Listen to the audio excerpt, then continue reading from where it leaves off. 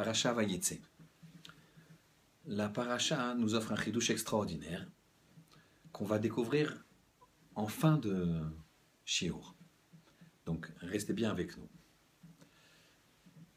Au départ, Yaakov voulait épouser Rachel et donc a proposé à Lavan de travailler pour lui pour épouser Rachel. Il s'est méfié. Et quand il a fait sa demande, il a dit « Je travaillerai pour Rachel Bitra Ktana ». Rachel, ta fille, la petite. Pourquoi? Parce qu'il se méfiait de Lavan. Il s'est dit « Si je dis Rachel tout simplement, il va m'amener une Rachel du marché. Si je dis Bitra, ta fille. Si je dis juste Rachel Bitra, il va me changer Léa et Rachel. Donc je dis Ktana, la petite. Ça ne peut être que Rachel. » Malgré cela, la veille de la choupa, Lavan fait son subterfuge et dit à Léa, prépare-toi, c'est toi qui rentres demain sous la choupa.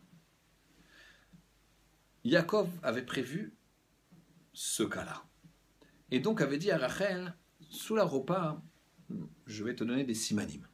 Nos maîtres disent que les simanim, les signes distinctifs, que je suis sûr que c'est toi qui es sous la choupa et pas une autre. Il faut préciser bien sûr que les jeunes filles venaient complètement voilées sous la choupa. Et donc ces simanim seront les suivants. Je vais te parler de halakha et te poser quelques questions comme ça, l'air de rien, sur des niveaux extraordinaires, sur le pilier de ce que c'est un foyer juif et une femme juive, c'est-à-dire chala, nida, adlakat nerot. Chala, le prélèvement de la chala, la maison, la cacheroute à la maison. Nida, la pureté familiale.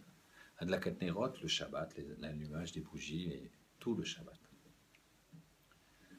Voilà que, en cette veille de mariage, Rachel ne veut pas que Léa se fasse humilier et donc elle lui confie les simanim. Voilà que c'était le matin et il a vu que c'était Léa. Et finalement, il va retravailler pour épouser Rachel.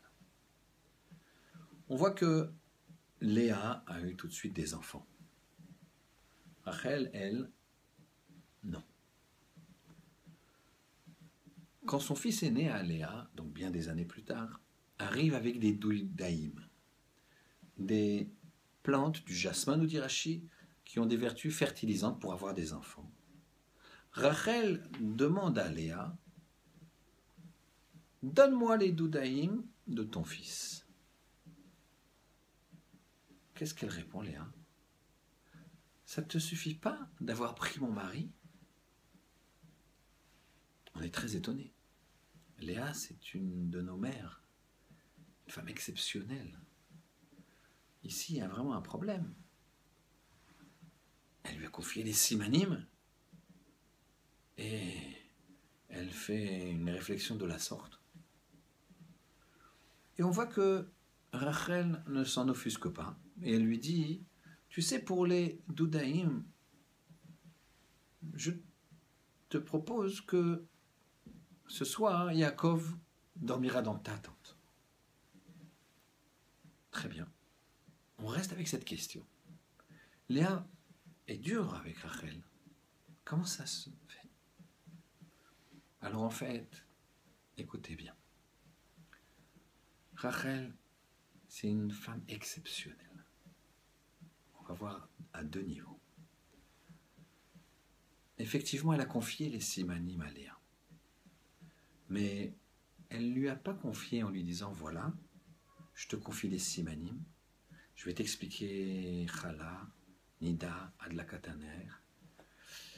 Et si jamais tu ne réponds pas sous la choupa, attention, tu vas être chassé par Yaakov. Donc réponds bien. Elle ne lui a pas dit ça comme ça. Elle lui a dit, tu sais, je vois que maintenant c'est toi qui vas aller sous la choupa. Et donc mon mari va être marié avec toi. Sache qu'on a beaucoup l'habitude de parler ensemble de choses de halachiques, de Torah, comme Nida, Choupa, Chala, Adlakat Nerot. Et elle commence à lui dire et à l'instruire dans ce sens. Donc Rachel a donné les simanim sans dire que c'était les simanim. Imaginez la grandeur. Pourquoi? Vous savez que quand vous faites du bien à quelqu'un, trop de bien, alors c'est pesant pour la personne. L'idéal, c'est pour ça que l'idéal, c'est de donner en cachette. Parce que comme ça, c'est pas pesant. La personne ne sait même pas qu'elle vous doit tant. Et c'est ce qu'elle voulait, Rachel. Elle s'est dit, on va avoir le même mari.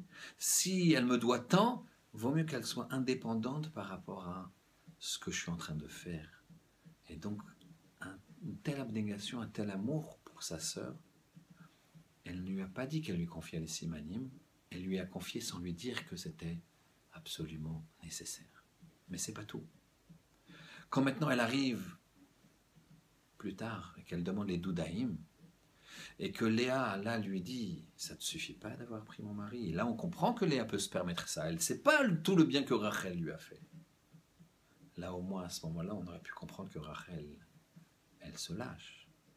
Elle dit « ah bon, tu dis que c'est ton mari, que je t'ai pris ton mari, alors je vais t'expliquer ce que je t'ai fait pour toi. » Non. Rachel, elle se tait. C'est pas naturel. C'est au-delà de la nature. Elle se tait alors qu'elle a ça dans la main. Ah, tu me dis ça, bah, je vais te dire, c'est ton mari, regarde, si je t'avais pas donné les simanim, et je te donnais les simanim sans te dire que c'était des simanim pour te laisser indépendante, même ça, même cette réflexion-là, elle la garde, elle se tait, elle accepte la remarque. Et elle, entre guillemets, négocie pour pouvoir récupérer les doudaïm. Cette messirut nefesh qu'elle a fait, de se taire à ce moment-là, le shtika, c'est tellement haut qu'à ce moment-là a été décrété dans le ciel que sa matrice pourra être féconde. Et elle va voir Yosef. Rabotai, c'est sûr qu'on est très très loin de ça, mais à notre petit niveau, il faut essayer d'aller au-delà de ce qu'on peut faire, au-delà des difficultés de la vie, au-delà de ces choses qui nous agressent, ces images qui nous agressent, qui ne sont pas tsniout, qui sont violentes. Tout ce qu'il peut avoir qui nous éloigne d'Akadosh Baruch Hu, il faut essayer de se renforcer au maximum de nos possibilités vis-à-vis d'Akadosh Baruch Hu, vis-à-vis des autres, par Ahavat Hashem, par Ravat Ben Adam Lachavero, afin de se rapprocher d'Akadosh Baruch Hu. Shabbat Shalom.